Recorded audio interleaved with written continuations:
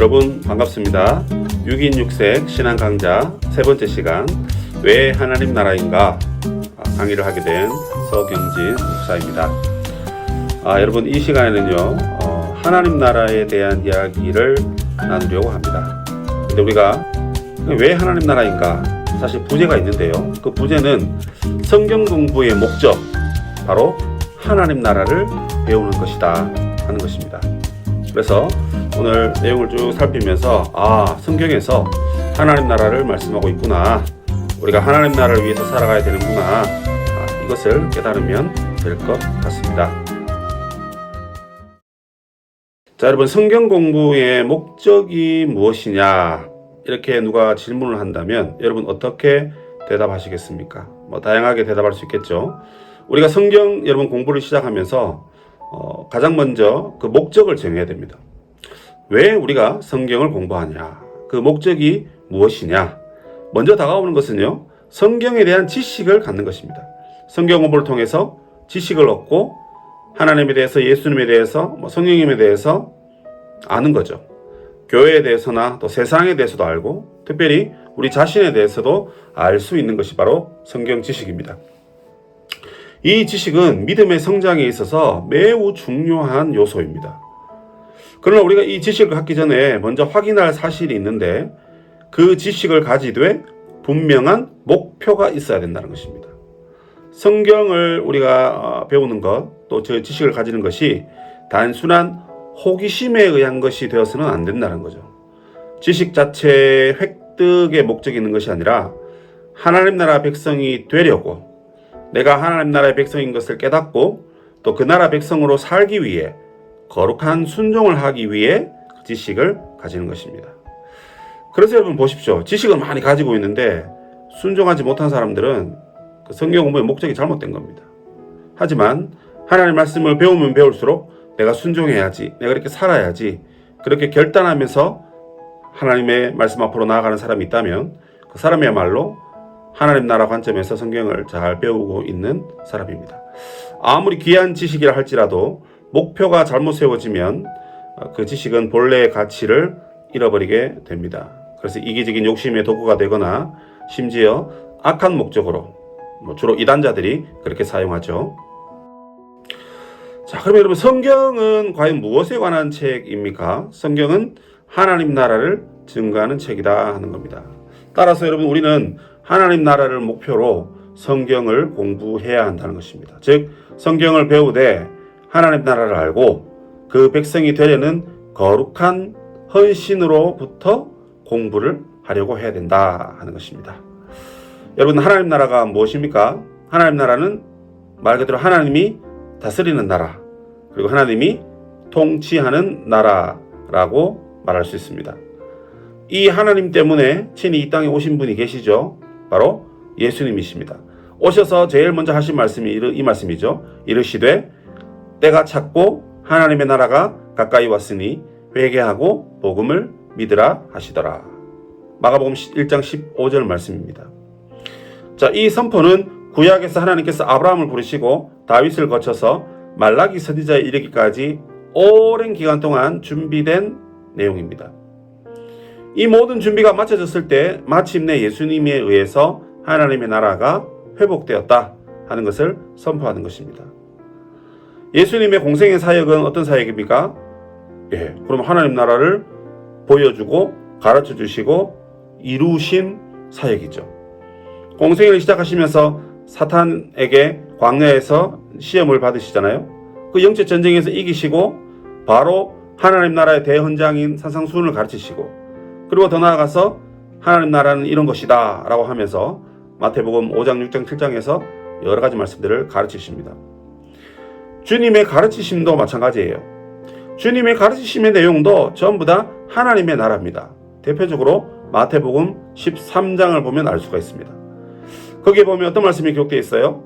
여러 가지 비유들이 있죠. 씨 뿌리는 비유, 겨자씨 비유, 가라지 비유, 감추인 보화 비유, 그물 비유 등등, 이 모든 것은 다 하나님의 나라가 이런 것이다 라고 비유로 가르쳐주고 계십니다. 예수님의 사역도 마찬가지입니다. 병자를 고치고 귀신을 물리치고 거짓 종교인들을 배척하신 이 모든 사건, 무엇을 위해서 하신 거죠? 하나님의 나라를 이 땅에 세우시기 위해서 이렇게 하셨다 하는 것입니다. 그래서 여러분, 이 땅을 다스리던 모든 죄와 사망의 권세를 무너뜨리셨어요. 그리고 하나님의 나라가 말씀으로 이루어진다는 것을 이 사역을 통해서 우리에게 보여주고 계십니다. 예수님이 여러분 승천하시면서 하신 말씀, 유언과 같은 말씀 어디에 있습니까? 마태복음 28장에 있죠. 거기에서도 예수님은 마지막 당부에서도 하나님의 나라를 당부하셨습니다. 하늘과 땅의 모든 권세를 내게 주셨으니 그러므로 너희는 가서 모든 민족을 제자로 삼아 아버지와 아들과 성령의 이름으로 세례를 베풀고 내가 너희에게 분부한 모든 것을 가르쳐 지키게 하라. 볼지어다 내가 세상 끝날까지 너희와 항상 함께 있으리라. 이 말의 핵심 뭡니까? 교회를 세우라는 거죠. 그런데 여러분, 교회가 하는 일이 뭐예요? 하나님의 나라를 보여주고 나타내고 전파하는 것입니다. 이 모든 사역과 여러분 공생애와 또 삶 속에서 사실 여러분, 예수님 자신이 하나님의 나라였어요. 그래서 우리는 주님의 말씀과 인격을 통해서 그 사역을 통해서 하나님 나라를 볼 수 있었던 것입니다. 성경의 주인이신 예수님께서 하나님의 나라를 이렇게 보여주셨어요. 자, 그러면 우리가 성경을 바라보는 관점이 있어야 되겠죠. 그 관점은 무엇입니까? 바로 하나님의 나라라는 것입니다. 성경을 어떤 관점으로 보느냐에 따라서 성경 해석도 달라지고 적용도 다 달라져요. 많은 사람들이 성경을 어떤 개인의 영적 성숙을 위해서 봅니다. 이거 여러분 틀린 건 아니에요. 주로 큐티 하시고 성경 열심히 보시는 분 계시죠? 자기의 그 신앙을 위해서 열심히 보시는 겁니다. 아니면 여러분 성경을 통해서 무슨 변화와 개혁을 이루기 위해서 성경을 봐요. 그래서 사회의 변혁을 추구하는데 다른 어떤 것보다도 내가 믿는 사람이니까 성경을 통해서 원리를 발견하자. 이런 것을 추구하는 거죠. 그리고 여러분 자신의 삶에 풍성한 은혜가 있기를 소망하면서 또 봅니다. 영의 양식이라 그러죠. 그 양식을 먹음으로써 내 삶에 풍성한 은혜를 받기 위해서 성경을 보기도 합니다. 또 이제 연세가 많이 드신 분들은 내가 이제 평생을 살았으니 곧 죽어서 이제 저 세상 가야 되는데 어디로 가야 되냐 생각하고 고민하고 들어보니 성경을 통해서 하나님께로 가는 게 좋겠다. 그래서 천국을 보여주고 천국으로 안내하는 안내서의 역할을 감당하는 것이 바로 이 성경이다. 이렇게 또 보려고 하는 사람들도 있습니다. 다 옳아요. 다 맞아요. 그런데 이게 여러분 장님 코끼리 다리 만지는 그런 느낌이에요. 코끼리 코 만지는 그런 느낌입니다. 내가 보이는 것, 내가 본 것, 내가 또 보고 싶은 것, 거기에만 집중해서 보니까 성경을 보는 관점들을 거기에 그냥 머물러 있는 거죠. 사실 이 모든 것을 다 포함해야 됩니다. 성경의 본래 의도대로 가야 되는 거죠. 바로 하나님의 나라를 주제로 해서 우리에게 가르쳐주고 있다는 것입니다. 하나님의 뜻이 이루어지는 나라, 하나님의 역사가 나타나는 나라, 이 주제로 여러분 성경을 볼 때 우리는 성경을 제대로 봤다, 그렇게 말할 수 있어요. 그런데 여러분 성경하면 우리가 다들 좀 어렵게 생각합니다. 우리 유치부 아이들에게 제가 말씀을 가르치는데 개역 개정 성경으로 해서 쭉 읽어서 이렇게 하면 아이들이 알아들을까 그런 생각을 해요. 그래서 쉬운 성경이나 바른 성경, 우리말 성경 이런 것들로 조금 쉽게 설명하면 참 좋겠다 싶은데 일반 우리 성인들도 성경을 그냥 이렇게 읽어서 해석하고 무슨 의미인지 요약하고 풀이하는 것은 참 어려운 부분이 또 없지 않습니다. 그럼에도 불구하고 여러분 성경 우리가 접근하기 참 쉽습니다. 무슨 말입니까? 성경이 우리가 이해할 수 있는 언어로 만들어졌다는 거죠. 그 중에 여러분 성경은 드라마다 이런 느낌을 여러분 혹시 받으셨습니까? 성경은 드라마다. 처음부터 요한계시록까지 전체가 하나님의 나라를 중심으로 한 편의 드라마처럼 그렇게 이루어져 있다는 것입니다. 드라마가 여러분 시작이 있죠. 갈등이 있죠. 또 무슨 전제가 있어요. 어떤 전제를 두고 시작을 합니다. 그리고 절정이 있고 마지막에 종결이 있습니다. 그리고 그 사이에 여러분 갈등이 해결되고 그죠? 그런 내용들이 다 들어가 있어요. 이 말은 여러분 하나님께서 고의적으로 이 성경을 드라마처럼 만들었다 이런 의미는 아닙니다. 다만 전체 흐름이 마치 드라마처럼 그렇게 전개되고 있다는 거예요. 드라마에 여러 가지 특징이 있어요. 먼저 드라마는 여러분 분명한 주제가 있습니다. 그 주제를 중심으로 전체 이야기들이 쭉 나와요. 그 주제가 사랑일 수도 있고 권선징악일 수도 있고 애국심일 수도 있고 전쟁일 수도 있어요. 그래서 이 주제는 처음부터 마지막까지 전체 흐름을 쭉 이끌어가서 드라마를 완성시켜 갑니다. 당연히 드라마는 또 줄거리가 있죠. 시작이 있고 갈등이 있고 전개가 있고 절정이 있고 마지막에 종결이 있고, 여러분 이 흐름을 알아야만 우리가 그 속에, 그 드라마 속에 빠져들 수 있어요. 그리고 여러분 드라마로 우리를 또 초대해요. 자, 이 드라마를 제대로 이해하려면 여러분 어디부터 봐야 됩니까? 내가 보고 싶은 것, 중간, 후미? 아니죠. 처음부터 봐야 되죠. 중간부터 보게 되면 흐름을 여러분 따라갈 수가 없습니다. 그래서 여러분 이제 성경을 보실 때 이게 드라마다 라고 생각하면 이런 여러 가지 인물들이 있고 사건이 있고 갈등이 있고 해결이 되고 어디로 가는지 창세기와 계시록 전체를 보면 여러분 그것을 알 수가 있다 하는 것입니다. 자, 여러분 이제 이 그림을 보시면 이게 이제 하나님 나라를 보여주는 하나의 이제 그림입니다. 처음에 이제 에덴 동산이 나오죠. 그죠? 이게 어디입니까, 여러분? 바로 하나님이 창세기 1장, 2장을 중심으로 우리에게 보여주셨던 매우 좋았더라, 심히 좋았더라 그 얘기입니다. 내가 계획한 대로 완성됐기 때문에 너무너무 기쁘다 그 얘기입니다. 그래서 여러분 그 모든 만물들이 각자의 고유한 정체성을 가지고 서로 의지하고 존중하면서 아름다운 그런 하나님 기뻐하시는 공동체를 이루었습니다. 거기에 여러분 우리는 충성된 종들이었고, 그리고 하나님과 사람은 아무런 두려움도 없이 동산에서 서로 동행하는 그런 좋은 관계였습니다. 특별히 여러분 사람은 어떻습니까? 사람은 하나님의 형상을 따라 지음받았다라고 합니다. 성부, 성자, 성령의 관계처럼 서로 의지하고 존중하고 하나 되는 살과 피의 공동체였다. 인간과 여러분 자연의 관계에 있어서도 그야말로 최고의 관계였고요. 그리고 사람과 사람의 관계도 서로 벌거벗었으나 부끄러워하지 않는 그야말로 건강하고 진실한 공동체였다 하는 것입니다. 그런데 여러분 이 에덴 동산의 밑에 따라가 보시면 이제 죄가 등장합니다. 이게 여러분 이제부터 성경의 드라마가 어떤 죄가 확장되는 역사, 그 속에 하나님의 은혜가 들어와서 계속 갈등하는 그런 역사로 바뀌어버립니다.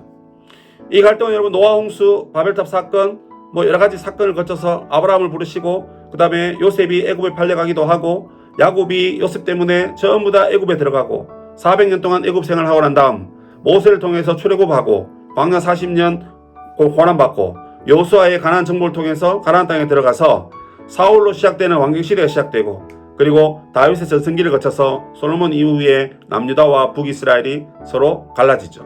그러면서 계속 대립합니다.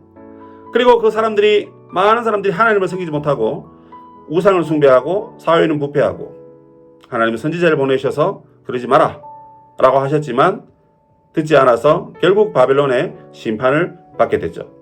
그러나 70년이 차고 다시 돌아오는 역사가 이어집니다.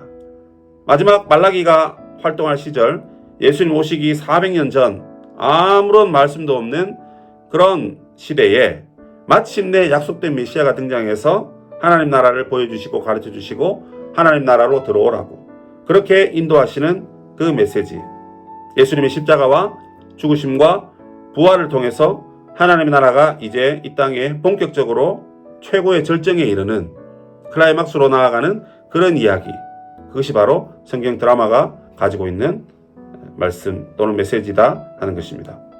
자, 여러분 이 여러 가지 이제 내용을요, 여기 보시면 이제 그래프로 이렇게 그냥 대충 보면 쭉 설명할 수 있습니다, 그렇죠? 근데 이게 이제 하나의 막을 형성해서 또 이렇게 설명을 할 수가 있어요. 자, 전체 여러분 6막입니다. 이 1막은 에덴 동산입니다. 매우 아름답고 행복한 나라였죠. 하나님의 영이 수면에 운행하고 온 세상을 뒤엎였던 암흑과 혼돈은 물러가고 무질서가 물러가고 대신 1, 2, 3, 4, 5, 6 이렇게 해서 아름답게 질서 있게 또 충만하게 이 땅을 채워가시는 하나님의 역사를 보게 됩니다. 하나님의 말씀을 따라 천지가 만들어지고, 그리고 이 땅에 평화가 이루어지고 하나님 보시기에는 심히 좋았더라. 모든 관계가 성경적 샬롬이 시작되는 나라, 그게 바로 창조와 하나님 나라입니다. 이 나라에서 하나님과 인간의 관계는 생명의 관계로 이어집니다. 하나님은 자신의 생명의 일부인 자기 형상을 우리에게 나눠주셨거든요. 그래서 사람은 그 하나님의 형상을 받아서 하나님을 드러내고 하나님의 뜻을 나타내는 청지기 또는 대리자로 사명을 받아서 감당해야 됩니다. 그런데 하나님 우리를 그냥 두지 않으시고 사람과 사람 가운데 내 뼈 중에 뼈요 내 살 중에 살의 관계로 살게 하셨어요. 그래서 슬픔도 함께 나누고 기쁨도 함께 나누면서 서로 사랑하고 서로 섬기는 관계로 그렇게 만드셨습니다. 사람과 자연의 관계는 어떻습니까, 여러분? 서로 상호 의존과 서로 돌봄의 관계로 역시나 이 땅과 우리의 관계도 그렇게 만드셨습니다. 우리가 이 땅을 잘 가꾸고 경작하는 거거든요. 그러면 이 땅이 우리에게 무엇을 줍니까? 소산물을 주죠. 그것을 우리 또 먹고 마시면서 쉼을 얻고 그래서 서로 함께 만들어가는 나라. 이것이 바로 창조에서 볼 수 있는 하나님의 나라입니다. 갈등이나 대립도 없고 거짓도 없고 악함도 없고 그런 세상. 말 그대로 쉼이 좋은 세상이었다라는 것입니다. 2막 죄와 하나님 나라입니다. 창조의 역사가 시작된 지 얼마 되지 않아서 갑자기 드라마의 분위기가 이 새로운 막이 시작돼 버립니다. 아름다움의 그림자가 들어오고요. 사람들의 웃음이 사라지고요. 질서가 흔들리기 시작합니다. 무엇보다 하나님의 말씀에 대한 이 의심을 갖게 됩니다. 참으로 너희에게 동산 모든 나무의 열매를 먹지 말라 하시더냐? 사탄이 이제 뱀을 이용해서 그렇게 말한 것입니다. 아담과 하와가 하나님의 자리를 차지하도록 반역의 역사가 일어났다 하는 겁니다. 죄라는 것은 하나님을 반역하는 겁니다. 그래서 성경은 이것을 하나님처럼 된다 이렇게 표현하는 거죠. 선과 악은 마땅히 하나님이 정해야 함에도 불구하고 자기 자신이 그것을 정하려는 모습, 창조주의 모습을 본인이 대신하려는 모습, 그것이 바로 죄입니다. 쉽게 말해서 인간이 하나님의 자리를 차지하고 하나님의 권한에 도전하는 것이 바로 죄라는 것입니다. 이 선과 악의 결정이 사람에게 주어질 때 여러분 어떤 일이 일어나죠? 만물은 다시 혼란과 공허에 빠지고 죽음과 고통이 오게 되는 것입니다. 그래서 이제는 하나님이 정하신 법을 따라 살지 않고 내가 원하는 것이 선이고 내가 원치 않는 것이 악이 되어버립니다. 이렇게 되면요, 여러분 사사시대처럼 다 자기 속이는 옳은 대로 살려고 하는 것입니다. 그렇게 되면 결국 이 우주에는 온갖 악이 가득하게 되고 결국 성경에 보면 노아 홍수를 받아서 심판을 받게 되죠. 하지만 그들을 구원하시면서 세상에 소망을 남겨두시고 합니다. 그럼에도 불구하고 인간의 죄는 더 담대해져서 하나님의 자리에까지 올라가려고 바벨탑을 쌓게 됩니다. 여기서 하나님은 이들의 언어를 혼잡게 하심으로 인류를 흩으셨습니다. 이러한 상황 가운데 우리가 이제 하나님의 은총을 더 이상 기대할 수는 없는 노릇이에요. 이제 하나님의 나라는 완전히 무너질 것이고 세상은 완전히 버려질 것이라는 그런 절망감만 남긴 채 2막이 이제 마칩니다. 그럼 이제 세 번째 3막 아브라함의 부르심과 하나님의 나라입니다. 자, 하나님께서 하지만 세상을 버리지 않으시고 아브라함을 통해서 새로운 구원의 역사를 시작하셨어요. 하나님의 부르심에 아브라함은 믿음으로 응답했고 인간의 어떤 선함이라든지 공로로 구원받을 수 없음을 고백하면서 전적으로 하나님의 은총만이 우리의 구원의 길임을 증거하고 있습니다. 그래서 여러분 아브라함으로부터 시작된 이 믿음의 구원 역사는 이삭과 야곱을 거쳐서 요셉에 이어지고 요셉 때 와서는 애굽으로 건너가서 더 큰 구원의 사명을 준비하게 됩니다. 모세의 등장으로 이들은 애굽에서 나와서 광야를 거치죠. 그래서 가나안 땅에 정착합니다. 여호수아와 함께 시작된 이 사사기는 처음부터 믿음으로 가나안 역사를 시작하지만 안타깝게도 나중에 가서는 창세기 3장처럼 죄악의 모습으로 변질돼 버립니다. 왜요? 모두 다 자기 속이는 옳은 대로 살기 때문에 그렇습니다. 그래서 하나님의 구원 역사가 다시 위기를 맞게 됩니다. 하지만 이때 룻이 등장함으로 믿음의 구원 역사가 단절의 위기를 극복하고 새로운 모습으로 이어지게 됩니다. 이방 여인이에요. 전혀 예상하지 못했습니다. 룻이 그렇게 얘기하죠. 어머니가 가시는 곳에 나도 가고 어머니의 하나님이 나의 하나님입니다. 절대 떨어질 수 없습니다. 그 신앙 고백을 하면서 하나님의 구원 역사로 나아가는 새로운 전기를 맞게 됩니다. 이후 나라가 만들어지고요. 이제 다윗 시대가 되면 하나님 나라는 그 어떤 때보다 회복된 모습을 갖습니다. 왕은 하나님의 뜻에 순종하고 나라는 번창하고요 합니다.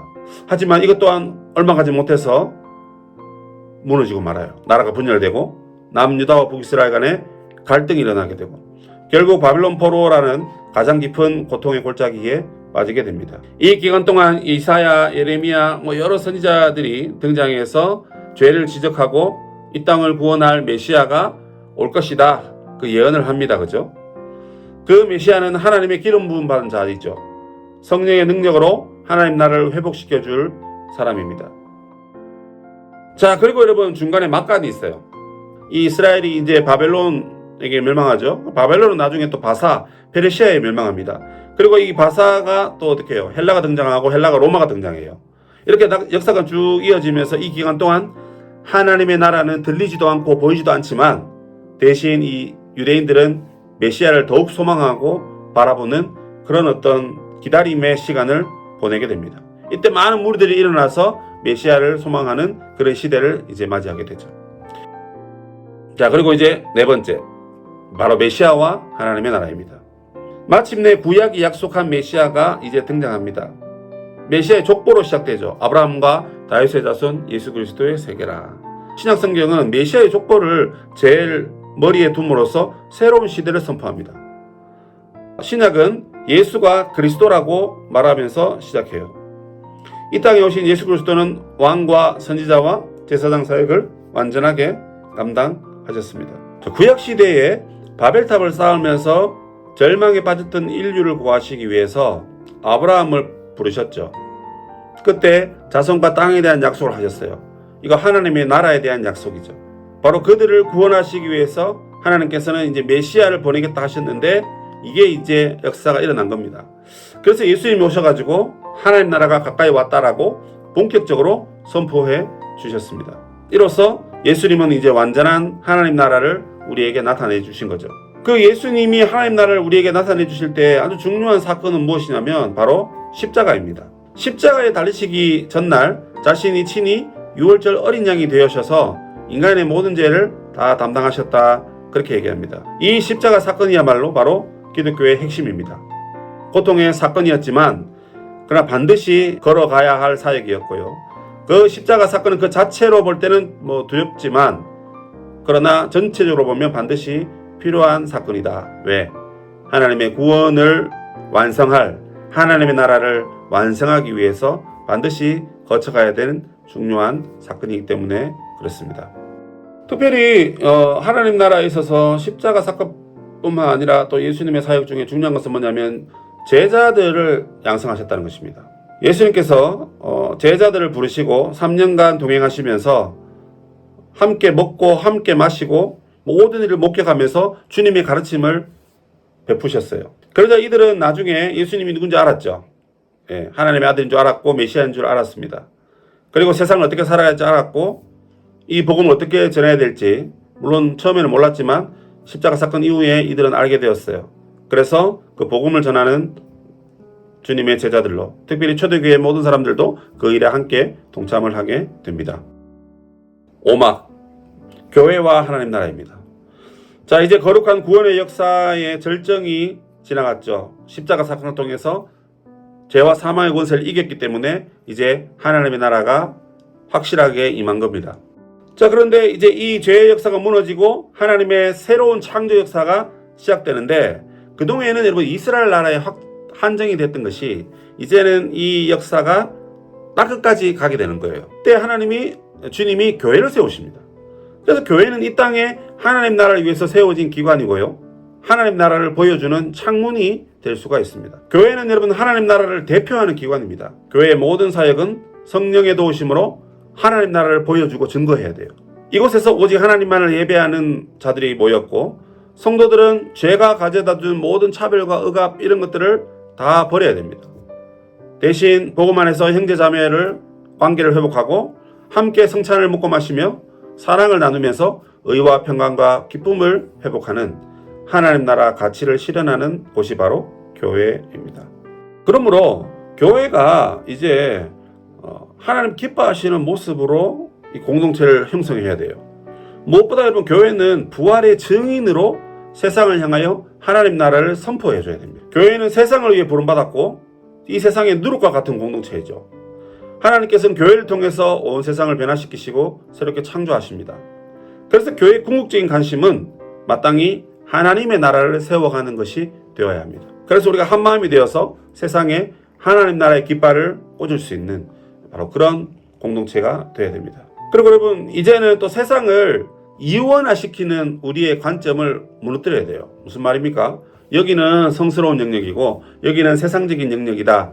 이거 구분 짓지 말라는 거예요. 왜요? 이 모든 영역이 다 하나님의 영역이기 때문에 그렇습니다.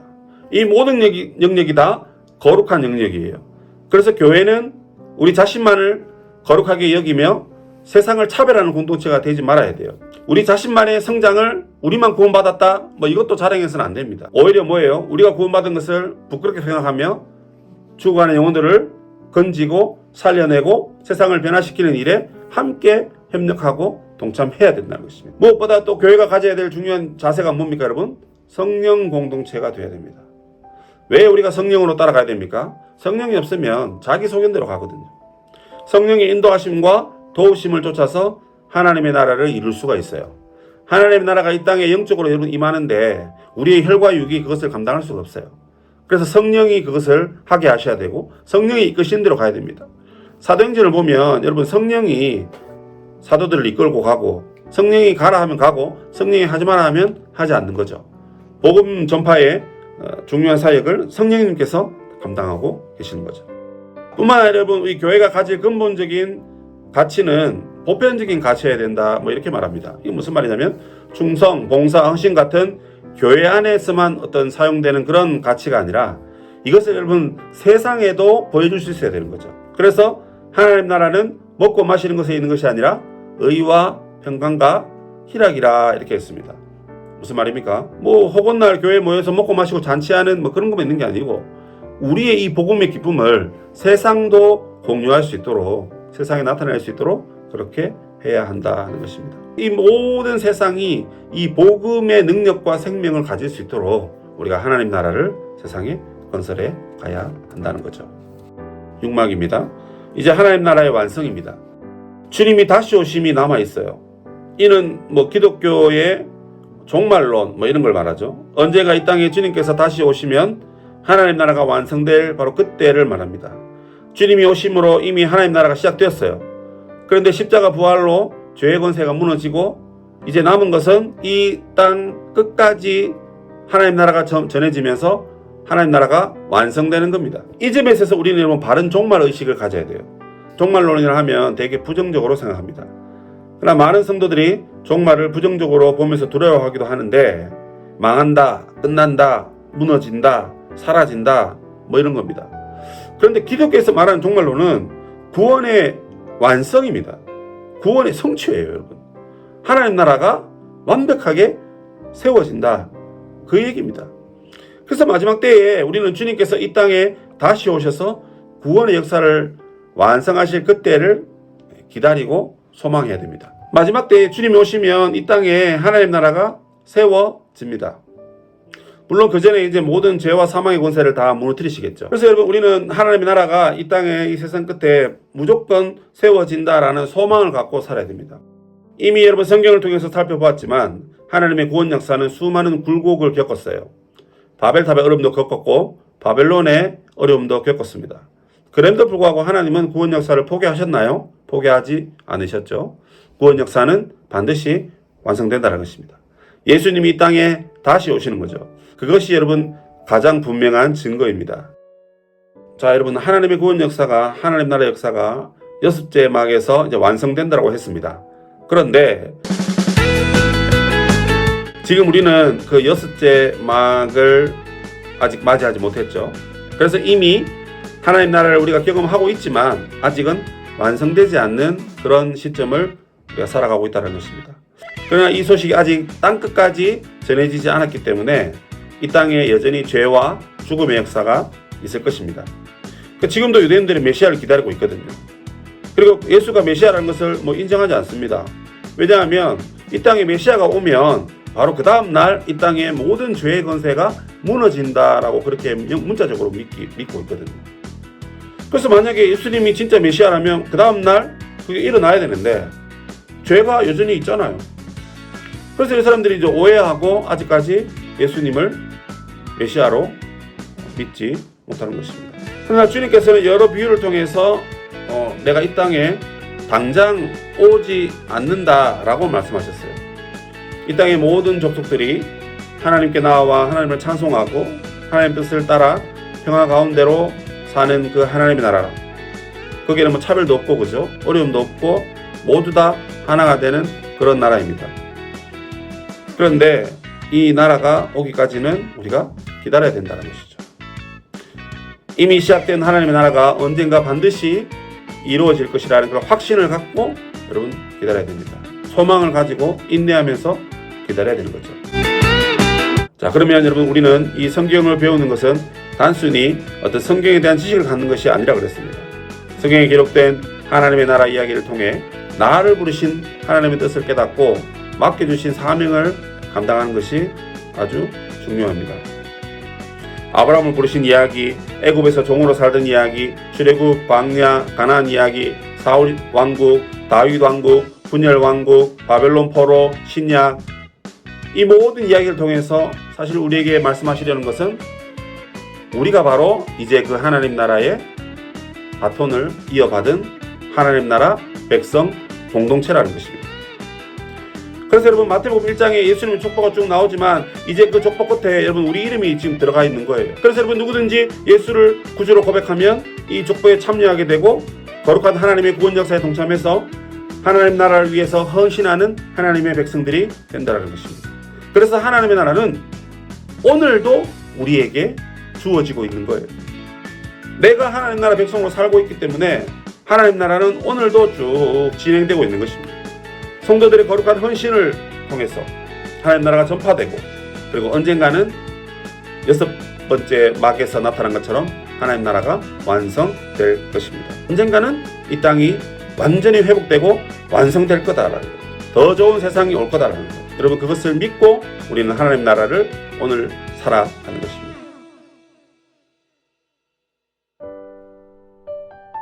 여러분 마지막으로 우리가 기억해야 될 것은 하나님 나라는 이 모든 세상의 생명들이 다 기대하고 소망하는 나라라는 것이죠. 우리의 죄로 인하여서 세상의 피조물들이 다 탄식하고 있는데 마지막 날 하나님 나라가 완성되는 것을 통해서 이 피조물도 여러분 그날이 오기를 그렇게 고대하고 있는 거예요. 자, 그러니까 우리가 얼마나 하나님 나라 운동을 여러분 열심히 해야 되겠습니까? 그죠? 네. 성경 공부의 목적 무엇이다? 하나님 나라 백성인 것을 깨닫고 하나님 나라 백성으로 살기 위해서 우리는 하나님의 말씀을 배운다는 것입니다. 그래서 여러분 우리가 하나님 말씀 잘 배우셔야 되고요. 이 말씀을 잘 깨닫고 그래서 세상에 하나님 나라를 잘 전파하는 여러분 그런 하나님의 충성된 하나님 백성 공동체가 되어야 할 줄로 믿습니다. 여러분의 예배도 하나님 나라를 위한 것이요, 선교도 하나님 나라를 위한 것이며 교육, 친교, 봉사, 전도, 구제, 기도 전부 다 이 땅에 하나님 나라를 전파하기 위해서 하나님이 우리에게 주신 여러 가지 도구들이다 하는 것입니다. 사랑하는 우리 성도 여러분, 우리 하나님 나라 백성인 것 이제 잘 깨달았으니 여러분 기쁨으로 즐거움으로 하나님 나라 백성답게 살아가시길 바라고요. 정말 여러분 우리가 주님 오실 그날을 기대하고 소망하고 사는지 우리 자신도 한번 잘 살펴보면서 하나님의 나라를 더 힘차게 전파하는 그런 우리 모두가 되기를 주님의 이름으로 축복합니다.